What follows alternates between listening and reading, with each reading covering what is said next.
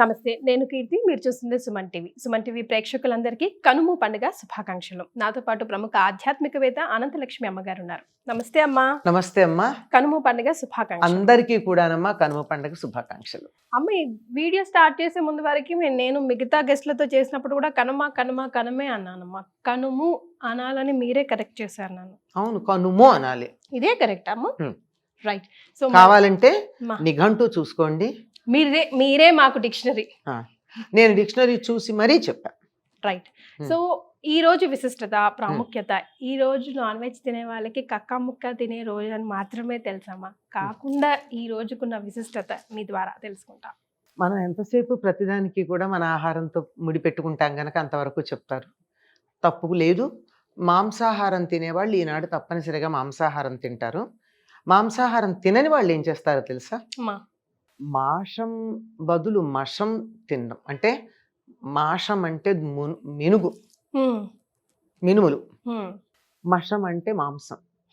అంచేత ఇది తినని వాళ్ళు అదన్నా తినాలి. అందుకని ఒక మాట ఉంది, కనుము నాడు మినుము తినాలి అని ఒక పదం. కనుమ నాడు కాదు, కనుము నాడు మినుము తినాలి అనేది ఒక సామెత.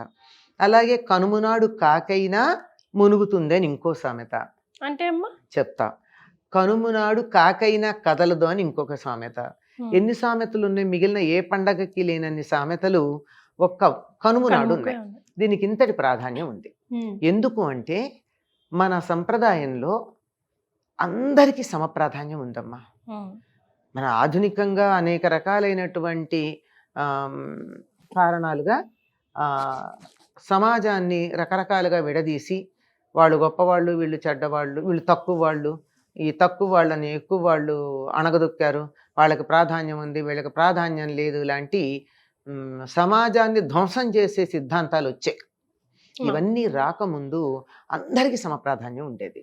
అలాంటి ప్రాధాన్యం ఏమిటి అంటే కనుము ప్రత్యేకంగా పొలాలలో పనిచేసే వ్యవసాయదారులకి, వ్యవసాయ కూలీలకి, వ్యవసాయంలో సహాయం చేసినటువంటి పశువులకి, వ్యవసాయంలో సహాయం చేసినటువంటి వస్తువులకి కూడా పండగ. అంటే మనకి రైతు ఎంత ప్రధానమో వ్యవసాయ కూలీ అంత ప్రధానం, వ్యవసాయంలో సహాయం చేసిన పశువులు అంత ప్రధానం. అంత ప్రాధాన్యం అక్కడ సహాయం చేసినటువంటి నాగలి, బండి మొదలైనటువంటి వాటికి ప్రాధాన్యం. అందుకని ఈ రోజున పశువుల పాకను శుభ్రం చేస్తారు. పాలేర్లని పూర్వకాలం పూర్తిగా ఇళ్లల్లో ఉండేవాళ్ళు. ఈ రోజుల్లో లాగా 10 to 5 జాబ్స్ కాదు అవి. పూర్తిగా ఇక్కడే ఉండేవాళ్ళు. రాత్రి ఇంటికి వెళ్ళి పడుకునేవారు, లేకపోతే ఇక్కడే తినేవాళ్ళు, ఇక్కడే సమస్తం ఉండేది. అందుకని పాలేరు కానాడు ఇక్కడే తలంటి పోసుకోమని వేడి నీళ్ళు ఇచ్చి, కుంకుడుకాయలు ఇచ్చి వాడిని తలంటి పోసుకోమని, వీళ్ళందరూ తలంట్లు అయిన తర్వాత సహాయం చేస్తాడుగా, అయ్యాక వాడి కొత్త బట్టలు ఇచ్చి, మాంసాహారం తినేవాళ్ళేమో ఇక్కడే భోజనం తినమంటారు, మాంసాహారం తినని వాళ్ళు మీ ఇంటికి వెళ్ళి తిన్నాయన అంటారు. ఎందుకంటే వీళ్ళ ఇళ్లలో వండుకోరు కదా. ఈ రోజు ప్రత్యేకంగా మాంసాహారం తినడం అలవాటు ఉంటుంది కనుక మా ఇంట్లో తినం గనక నువ్వు మీ ఇంటికి వెళ్ళి తినమని చెప్తారు. ఆ రోజు వాడికి సెలవు. పూర్తిగా పశువులకంతా పండగ, పశు పాలకులకు కూడా పండగ. అంటే మరి పాలేరులు ఉన్న రోజుల్లో మాట చెప్తున్నాను. ఇప్పుడు పాలేరులు అలాంటి పదాలే లేవు అసలు, మనకి లేవు గనక ఇప్పుడు ఎక్కడుందండి అని చెప్పి గట్టిగా అంటే సమాధానం కూడా లేవు గనక. అందుకని ఈ రోజు ప్రత్యేకంగా పశువులకు పండగ. అందుకే పశువుల శాలను శుభ్రం చేయడం, పశువుల్ని కడగడం, వాటి కొమ్ములకు రంగులేయడం, ఆవులు మొదలైనవి అయితే వాటికి పసుపు అవి రాయడం. ఇంకా రంగులేసి ఏం చేస్తుండే వాళ్ళు అంటే ఆ పసుపు రంగేసిన చెయ్యి ఓ పక్క రంగు, ఎర్ర రంగు వేసిన చెయ్యి అటుపక్క, ఆ గేదెలకి వాటికి ఇటుపక్క చేతులు ఉండేవి అనమాట. ఎర్ర చెయ్యి, పచ్చ చెయ్యి, అలా ముద్రలు. అలా వాళ్ళకి ఇష్టం వచ్చినట్టు, వాళ్ళ ఇష్టం, ఆ ఆవునో గేదెనో వాడి ఇష్టం వచ్చినట్టు అలంకారం చేసుకోవచ్చు. వాడికి ఇంకా ఆట విడుపు ఆ రోజు. ఇంకా అయిన తర్వాత పశువులకు కూడా వినోదం ఉండాలి కదా, వాటికి కూడా ఎడ్ల పందాలు, ఎడ్ల బళ్ళ పందాలు, తర్వాత పొటేళ్ల పందాలు, కోడి పందాలు, ఇవన్నీ కూడా పశువులకు కూడా వినోదాలు, పశువులతో వినోదాలు చక్కగా ఉంటూ ఉండేవి. నాగలి, ఎడ్ల బండి, వాటిని కూడా కడిగి పసుపు అవి రాచి వాటికి హారతులు ఇచ్చేవాళ్ళు. ఇప్పుడు దసరాకి మనం దసరా కూడా ఆయుధ పూజ చేసినప్పుడు ఇచ్చినట్టే దీనికి కూడా ఇస్తారు. కృతజ్ఞతమ్మా. అవి బాగుంటే కదా మన పని జరిగేది. నిజంగా నాగలి బాగుండకపోతే ఎలా దున్నుతాడు? డొక్క ఆడదు కదమ్మా. అంతే కదా. ఇప్పుడేం చేస్తున్నారు? నాగళ్ళు లేవు, బళ్ళు లేవు, ట్రాక్టర్లకు చేస్తున్నారు. తప్పనిసరిగా వాటి వల్లే కదా మనం బాగుపడుతున్నాం, సుఖపడుతున్నాం. ఎంత సహాయం చేస్తున్నాయి అవి. అంతేకాకుండా ఈ రోజు ఇంకా ఏం చేస్తారంటే నెలంతా చేస్తారు. ఇప్పుడు బాగా చేస్తారు. ఈ వరి కంకులు తెచ్చి పొలానికి వెళ్ళి వరి ఎట్లా ఉంది, పంట ఎలా ఉందని చూసుకుంటూ తన పొలంలో కావచ్చు, పక్క పొలంలో కావచ్చు తీసుకుంటే ఎవరు ఏమనరు. కంకులు తెచ్చి వాటిని చాలా అందంగా కుచ్చుల్లాగా కట్టి ఇంటి ముందు కడతారు. కడితే పిచ్చుకలు వచ్చి ఒక్కొక్క గింజ తినేడుతూ ఉంటాయి. ఆ పిచ్చుకలు అలా వచ్చి వెళ్ళిన ఇంటికి ఎంతో శుభం అని చెప్తారు. ఇప్పుడు ఎలా కట్టకపోయినా గానీ కనుమ రోజు ఇప్పటికీ కూడా గోదావరి జిల్లాలో అక్కడ కూడా కృష్ణా జిల్లాలో కొన్ని ప్రాంతాల్లోనూ కనుమ నాడు గుడికెళ్ళి దేవాలయంలో ఈ వరి కంకులు కట్టేస్తారు. అంటే పక్షుల్ని కూడా ప్రకృతి ఉంటేనే కదా, పిచ్చుకలు ఉంటేనే మన పంటలు బాగా పండుతాయి.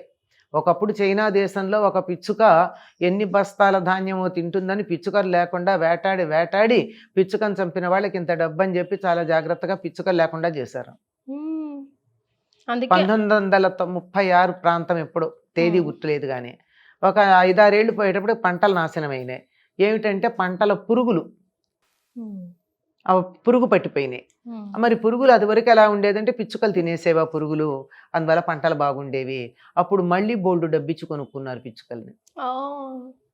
అంచేత పక్షుల్ని ఆదరించటం అన్నది అంత చాలా భయంకరమైన పద్ధతిలో నేర్చుకున్నారు వాళ్ళు. మనకి మన సంప్రదాయం పక్షుల్ని కూడా ఆదరించండరా. మీకు సాయం చేసినటువంటి ఆవుల్ని, గేదెల్ని, గొర్రెల్ని, కోళ్ళని వీటన్నిటిని మర్యాద చేయండి, గౌరవించండి. వాటి పట్ల కూడా మర్యాద కలిగి ఉండాలని ఎంత బాగా చెప్పారు మనకి. వాటిని దైవ స్వరూపాలుగా చెప్పడం ఉన్నది. ఇంత బాగా పశువుల పండగ, దీని అసలు కనుము అంటే పశువుల పండగ అంటారు. దాని పేరే పశువుల పండగ.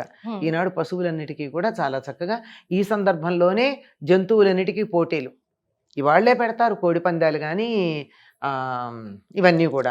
అయితే మనం ఇప్పుడు కొంచెం బాధపడాల్సిన విషయం ఏమిటంటే ఈ కోడి పందాలు కొంచెం తీవ్ర స్థాయిలో ఉంటున్నాయి. కోళ్ళు చచ్చేదాకా ఉంటున్నాయి. కోళ్లే కాదు, మనుషుల తలలు తెగేదాకా కూడా వస్తున్నాయి కొన్ని చోట్ల. అది వికృతమైనటువంటి దేన్నైనా పాడు చేయడం మనిషికి చేతవు గనక దీన్ని కూడా పాడు చేశాడు. ఇలా కాకుండా చక్కగా ఆరోగ్యకరంగా వినోదకరంగా ఈ కోడి పందాలు కానీ, గొర్రె పొట్టేళ్ల పందాలు కానీ, ఎడ్ల పందాలు కానీ, ఇక్కడి నుంచి మా ఊరు నుంచి విజయవాడ దాకా 20 మైళ్ళమ్మా. 20 మైళ్ళు అంటే 1 మైలు 1400 మీటర్లు, అంటే 1.4 కిలోమీటర్లు. అంత దూరం బండి కట్టుకుని ఆ బండి మీద ఎవరు ముందుగా విజయవాడ పెడతారు, అది బండి పందాలు, ఎడ్ల పందాలు. అట్లా ఉండే మా చిన్నతనంలో చూసాం మేము. వాటికి చక్కగా గెలిచి వస్తే వాటి మెడలో దండలేసి, మరి వాటికి ఏమిటి తృప్తి అంటే వచ్చాక యజమాని దాన్ని ముద్దు చేసే పద్ధతికి చాలు దానికి, అంత బాగా చూస్తూ ఉండేవారు. ఇవన్నీ ఉన్నాయి. మరి మీరు 4వ రోజు పండగ కూడా ఉంటారు కదా, ముక్కనుమ. ఈ రోజు ఏంటమ్మా ముక్కనుము అంటే కనుము తర్వాత వచ్చేటటువంటిది. ఇందాక ఓ మాట చెప్పాను మీకు, కనుము నాడు మినుము తినాలి అని చెప్పి. తప్పనిసరిగా అంటే మాంసాహారులు మాంసం తింటే, మాంసాహారం తిననటువంటి వాళ్ళు మినుము తింటారు, అది అంత బలం కలిగించేది అని అర్థం. తర్వాత కనుము నాడు కాకైనా కదలదన్నారు. ఎందుకు కదలదు అంటే అందరూ కూడా ఆ రోజుల బళ్ళ మీదే కదా వెళ్ళేది. ఉంటే గుర్రాలు వాటికి కూడా ఆ రోజే చేస్తారు. ఇవన్నిటికీ విశ్రాంతి ఇచ్చిన రోజున పొరుగురు ప్రయాణం అంటే ఎట్లా పెడతారమ్మా? వెళ్ళకూడదు కదా. అంచేత విశ్రాంతి, అందరికీ హాలిడే. అంచేత ఇప్పుడు కనుమ నాడు కాకైనా మునుగుతుందన్నారు. కొన్ని సంప్రదాయమైనటువంటి కుటుంబాల వాళ్ళు సంక్రాంతి నాడు పెద్దలకు పెట్టుకుంటే పితృదేవతలకి, మిగిలినటువంటి వాళ్ళందరూ ఈనాడు కనుమ నాడు పెద్దలకు పెట్టుకుంటారు. అందుకని తప్పనిసరిగా అందరూ తలస్నానం చేస్తారు. తలంటి పోసుకోరు. తలంటి అంటే నూనె పెట్టుకుని రుద్దుకోవడం శుభానికి చిహ్నం. ఇది శుభం కాదు, పితృదేవతలకు సంబంధించింది. అందుకని తలంటి స్నానం చేస్తారు. ఎప్పుడైతే ఇవి పని అయిపోతుందో తర్వాత రోజు ముక్కనుమన్నం. ఇప్పటికీ సంక్రాంతి నాడు ఉత్తరాయణం వచ్చేసింది. ఈ అన్ని శుభకార్యాలు ఏదైనా మొదలు పెట్టుకోవాలంటే మొదలు పెట్టుకోవచ్చు. కనుక ముక్కనుమ నాడు అన్ని రకాల వ్రతాలు మొదలైనటువంటివన్నీ పెట్టుకుంటారు. ఆనాడు కూడా ఒకప్పుడు మా చిన్నతనంలో సెలవు ఉండేది, ముక్కనుమ నాడు కూడా. అంటే వాళ్ళ పని వాళ్ళందరూ రారు, పాలేళ్ళు ఆవులు గేదెలు వాటన్నిటికి కూడా విశ్రాంతే కదా. అవునమ్మా. ముక్కనుమ నాడు మళ్ళీ స్టార్ట్ చేస్తాం, మొదలు పెడతాం అన్నీ. ఆనాడు నుంచి ఈ సావిత్రి గౌరీదేవి నోము అన్నది 16 రోజులు చేసుకుంటారమ్మా. చాలా మంది 16 సంవత్సరాలు చేయాలి. ఇప్పుడు ఎక్కడా మనకి కనపట్టలేదు ఆ వ్రతం గురించి. 16 సంవత్సరాలు చేయాలమ్మా. 16 సంవత్సరాలు చేయాలి. Every year once. ఈ ముక్కనుమ నాడు మొదలుపెట్టి 16 రోజులు చేస్తారు. ఇందులో ఒక ఐకమత్యం ఉంది. అమ్మా. ఊళ్ళో ఎంతమంది చేస్తే అంతమంది ఒకింట్లోనే చేయాలి, అందరిళ్లలో చేసుకోకూడదు. ఓ. ఎవరింట్లో చేయాలంటే ఎవరు ఎక్కువ సంవత్సరాలు చేస్తుంటే వాళ్ళ ఇంట్లో. ఓ. అదొక ఇప్పుడు ఒక 10 ఏళ్ళు చేసింది అనుకో ఒక ఆవిడ, మిగిలిన వాళ్ళందరూ ఆవిడింట్లో చేయాలి. 15 ఏళ్ళు చేసిన ఆవిడ ఉంటే వాళ్ళ ఇంట్లో చేయాలి. లేదా ఆవిడ ఎవరి దగ్గర చెప్తే అక్కడ. ముందు రోజు వెళ్ళి కుమ్మరి దగ్గరికి వెళ్ళి, ఇక్కడ మళ్ళీ కులం అని వేరే అర్థాలు తీసుకోకండి అమ్మా, పూర్వకాలం మాట చెప్తున్నాను. అప్పుడు తప్పనిసరిగా గ్రామంలో ఒక కుమ్మరి ఉండేవాడు, ఊళ్ళో వాళ్ళగా కుండల అవసరాలు తీర్చడానికి. అది వృత్తి అంతే, వృత్తి, వేరే కులం అని అనుకోవద్దు. అక్కడికి వెళ్ళి అతడికి చక్కగా బట్టలు అవి ఇచ్చి, దక్షిణ ఇచ్చి, తాంబూలం ఇచ్చి, అక్కడి నుంచి అమ్మవారి బొమ్మ తెచ్చుకుంటారు. అంటే ఎంత గౌరవించారు చూడండి. తీసుకొచ్చి ఆ ఇంట్లో పెట్టి 16 రోజులు ఆ ఊళ్ళో వాళ్ళందరూ కలిసి చేస్తారు.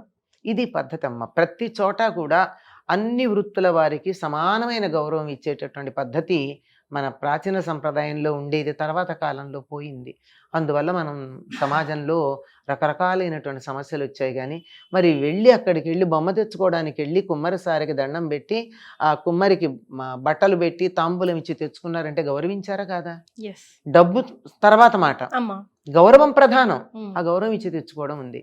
ఇలాంటివన్నీ మనకి మన పండగల్లో, వ్రతాల్లో అన్నిట్లో కూడా ఈ సర్వ మానవ సౌభ్రాతృత్వం అనే దానికన్నా మించి సర్వ జీవ సమానత్వం అనేది కనపడుతుంది. ముఖ్యంగా ఈ 3 రోజు పండుగల్లో మనం నేర్చుకోవాల్సింది అదే కదమ్మా. అంతేనా. చాలా సంతోషం అమ్మా. మరొకసారి కనుమ పండుగ శుభాకాంక్షలు. అందరికీ కూడానమ్మా.